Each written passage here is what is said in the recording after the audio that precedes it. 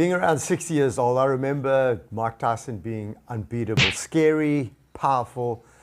There's no major social media to game any algorithms with questionable talent and maybe some contrived content. This was real talent. Okay, a flawed legend, but unquestionably iconic. And for my generation, for that generation, it was a benchmark. So why does he rise to the bait of being called out to fight a YouTuber, Jake turned boxer? He can box, but did Mike think he could beat him? As we add decades to our lives and we realize that it's a little bit more difficult to keep in shape, at least at the same level as like when I was in my 20s and 30s, it gets a little bit more difficult each day. But we give it a go. We try to be the best version of ourselves, even though physically shit does start to happen that you just can't avoid. It's biological.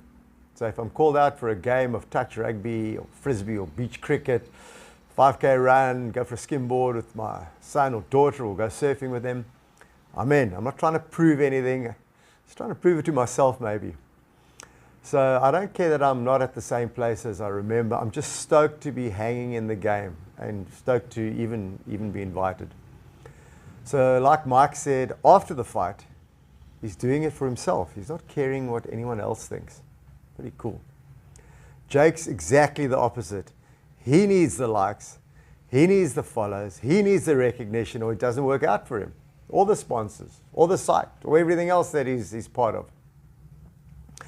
I think that's the pleasure of finding yourself, your groove, your mojo. It takes a little time, maybe a lot of time, to not care what anyone thinks until you're comfortable and realize that it's your choice. It's your choice to do as you please. So with Mike even training to get back in the ring, I mean, that's freaking hardcore. I mean, we saw some of those workout videos. Really impressive to get to that level again. Anyone calling Mike out for destroying his legacy or being made to look slow and old, he doesn't care. He didn't do it for anybody except himself. He says legacy is just another word to boost one's ego. Everybody else grabbed onto the word and shouting legacy and repeated it as the fight got closer. So to Mike, it means nothing. Just like he says, just passing through. He's gonna die, we're all gonna die, it's gonna be over, and we're all dust. As he says, who cares about a legacy after that? Hey, you wanna be a good oak and just be cool. But hey, legacy, schmegacy. He felt lucky to be called up for another round.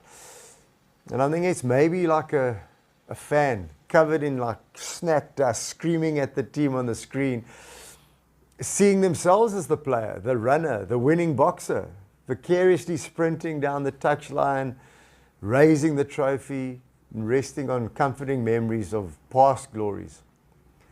Yeah, that was then. When Mike was called, maybe we were called back to represent an era a few decades ago when we were the ultimate fighter. And when Mike got beaten, maybe we were confronted with a challenge of time that's passing, and we were beaten.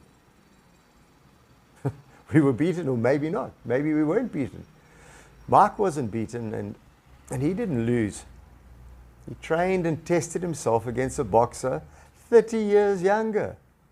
Hey, he got himself into his best possible shape and stayed the distance. And after the fight, he said, there's no excuses, and that he had no pressure to please the world. What a good space, eh? What a good place to be.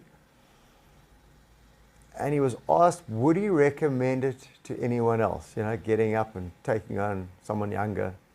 He says, it's tough, but I wish you the best. It's your call. You do you, huh? Mike's fit. He's in a happy space. He needs no recognition with no pressure to prove anything to anyone but himself, and whatever anyone might say. I mean, the comments are there, but that's their call. That's theirs to deal with.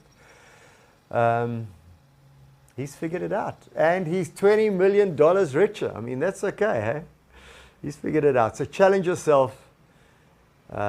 Be more like Mike. You can't lose.